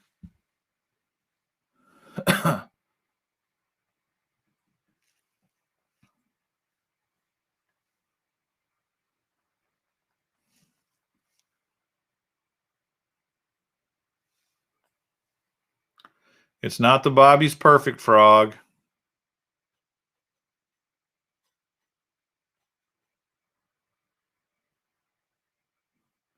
It's not the Bassmaster. All right, we're not getting hit, so I'm going to give you a hint. James has picked the right company. He's got the right company that makes this frog. It's not the Goliath frog.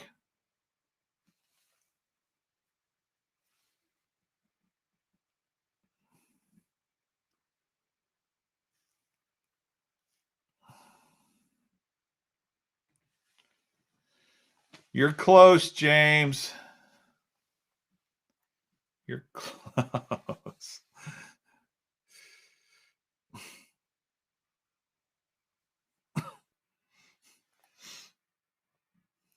You guys are copying James.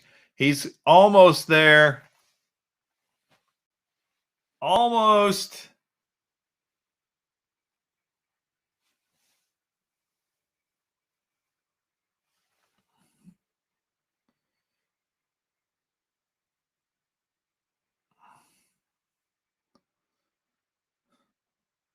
Man, it looks like nobody's going to get this.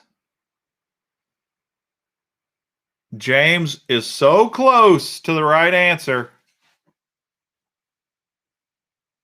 And then other people are copying him, and they're close.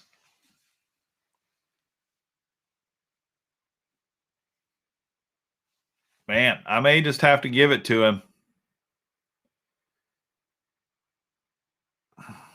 Oh, man, James, you're dancing all around it.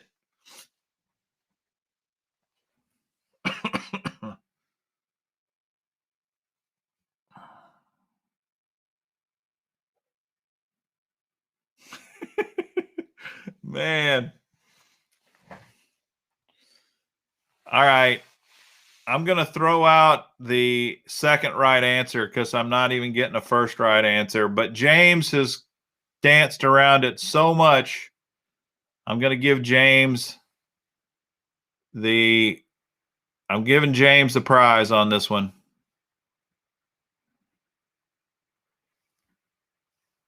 If I can find him. This is called the Poppin' Fatty. And fatty is spelled P-H-A-T. He kept saying the fat frog, but it's called the Poppin' Fatty. The Poppin' Fatty. And this used to have Ish's name attached to it. They used to call it Ish's Poppin' Fatty. But I'm guessing that they quit sponsoring Ish because now they just call it the Poppin' Fatty. That's the right name. The Poppin' Fatty. See, it's got these two poppers on the sides, which makes it different. It does kind of look like Bobby's Perfect Frog until you get to the head part. By the way, if you've never fished with Bobby's Perfect Frog, it's made by Snag Proof as well. Snag Proof makes the Poppin' Fatty. Bobby's Perfect Frog is a great frog. Here's the Bobby's Perfect Frog. This is a great frog. If you're a real frog fisherman, you got to have this frog. You need to try this frog. Bobby's Perfect Frog. It is a great frog. Definitely. I definitely haven't fished a frog with a mouse head. Yeah, it looks really stupid. But Ish Monroe, when he was pushing this frog, said it was an amazing popping frog.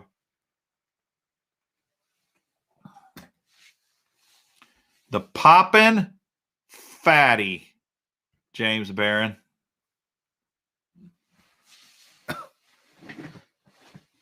Okay, I got to get James a ticket before he runs out of cell service.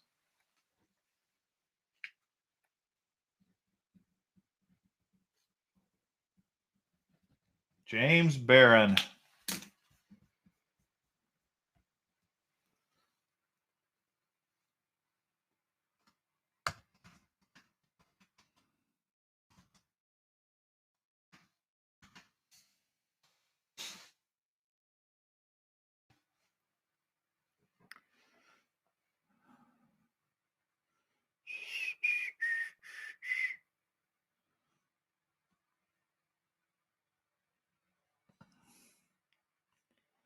Yep, Kyle, I see that you did say it, but I think I was already on to that. I'll let you have a chance to spin though.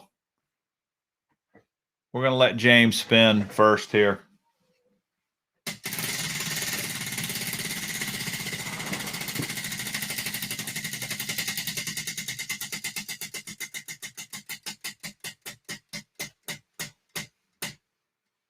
Oh, so close to the mystery box, James. Look at that. So close.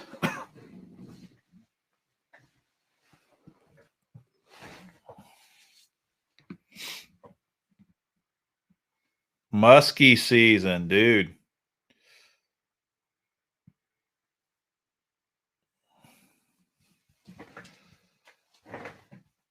Mm.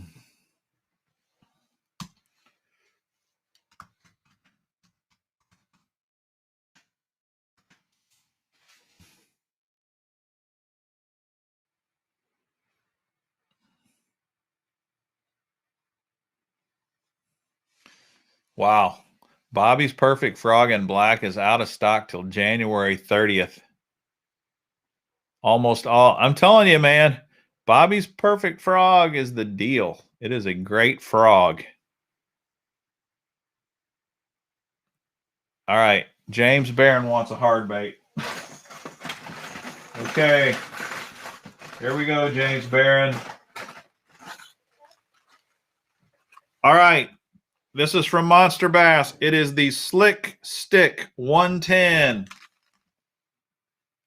The Slick Stick 110. I like that color, man. Blue sexy.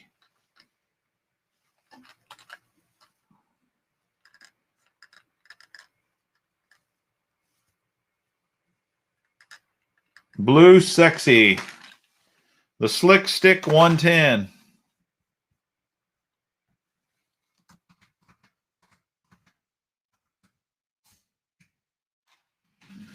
All right. That's James. Now we're going to let Kyle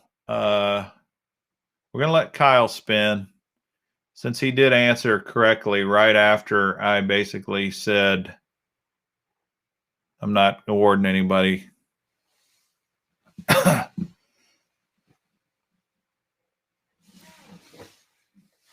Yes, you're right, Pop Tart. It is a good jerk bait. That's a good bait.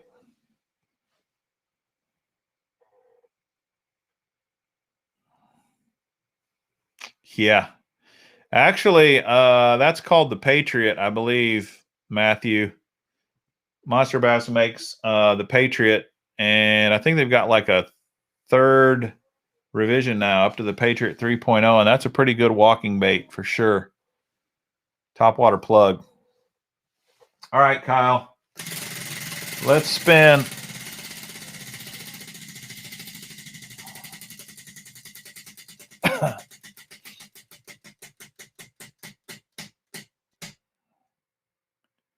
KVD crate.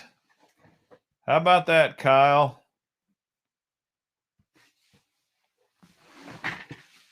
All right, what do we got in the KVD crate here?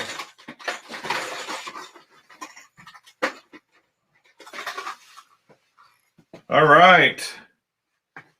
The Strike King Series 3 Pro Model Jerkbait. This is Sexy Shad. Looks like, I don't see a color on here, but that's Sexy Shad. Sexy Shad Series 3 Pro Model Jerkbait.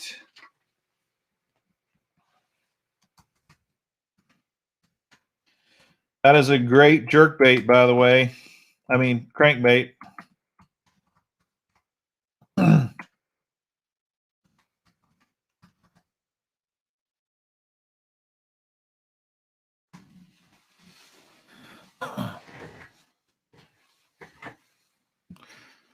KVD's an awesome fisherman, no doubt about it.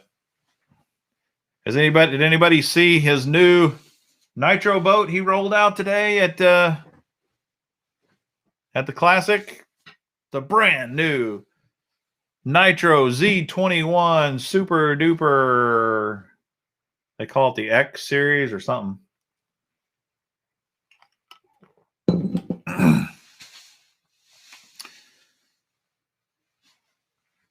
Looks like it's going to be pretty cool. I've not really been a fan of nitro boats, to tell you the truth. Barker jumping in for the last. We're out of time. It's already 10 o'clock. Hear about the near DT lures, the Z21 XL. Yeah.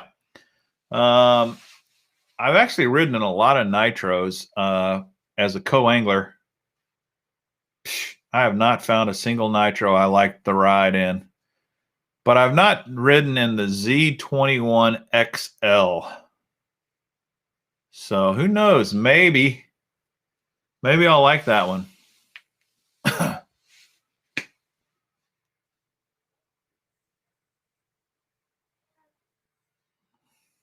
I got a swim bait question. How do you like your Z18 Booster C?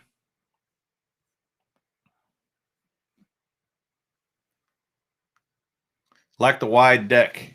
Yeah, I've heard a lot of guys talk about has really nice wide deck. I've also heard that they have a lot of unique creative storage space that a lot of other boats don't have. I've got a Bass Cat. I just like it way better than Nitro. But I got to admit that Z21 XL looks pretty cool.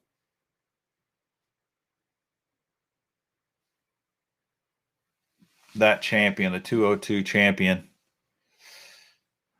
Dude, champions are pretty sweet.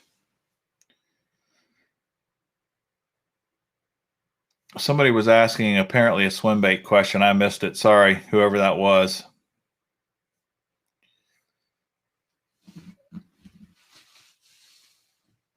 Do you have any information after the stream? Because this is my first time winning second stream. Okay, yeah. If you have won, if you're a winner tonight, send me a DM on Instagram.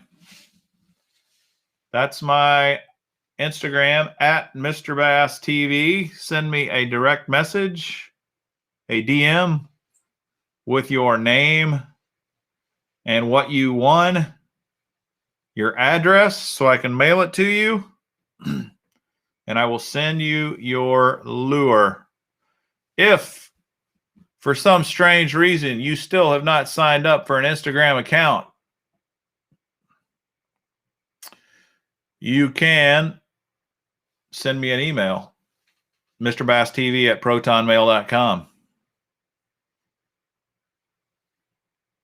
I look at my emails periodically, not frequently, but periodically, and I will get your address.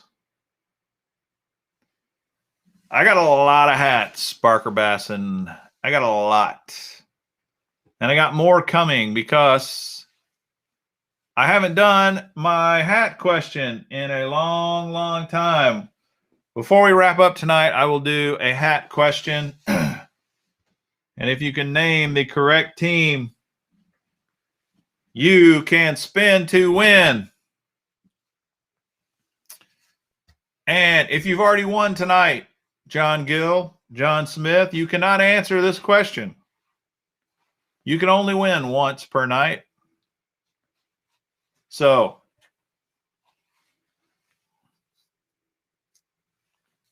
here we go.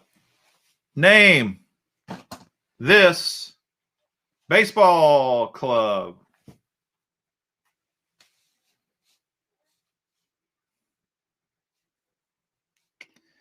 This will get you a chance to spin to win if you are the first correct answer.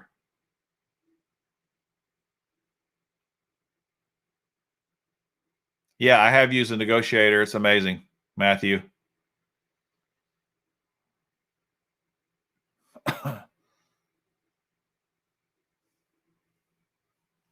It is the Rocket City Trash Pandas, but I'll let Trash Pandas slide tonight. This is a repeat. I knew this would be easy for some of you guys. It is the Rocket City Trash Pandas. Pretty cool. Pretty cool. Eric, you get to spin to win. You are our last spinner tonight. You are the last one. I need to put your name in the... Put a ticket. While I'm doing that, we'll spin and see what you win.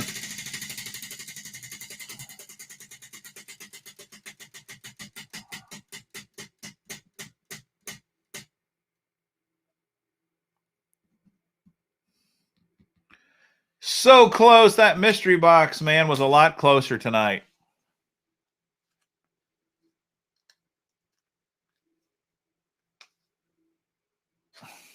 I don't even know, Booster. You can look it up on the MILB website.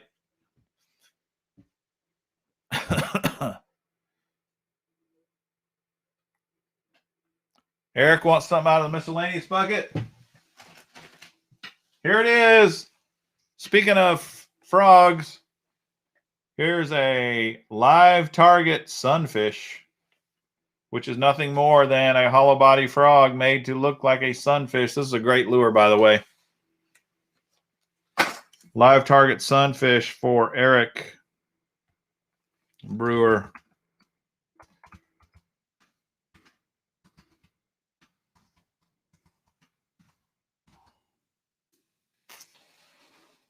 All right. Congratulations to all the winners tonight. That's right. Hope you guys have a great weekend. Don't forget to join us Wednesday night. Get your fish on, and myself have our live stream Wednesday night at 8 p.m. We'll obviously be talking about the Classic after it's over. And we'll be talking about something else too, but I don't know what yet. But be sure to join us Wednesday night. And then maybe tomorrow night, I will do a live stream of the JDM bento box. Since you guys were asking about that, may as well do a live unboxing of the bento box tomorrow night. That'll be kind of fun. Hope you guys have a great weekend. Hope you get to catch some fish. And until next time, have a good week. We are ending in 3, 2, 1.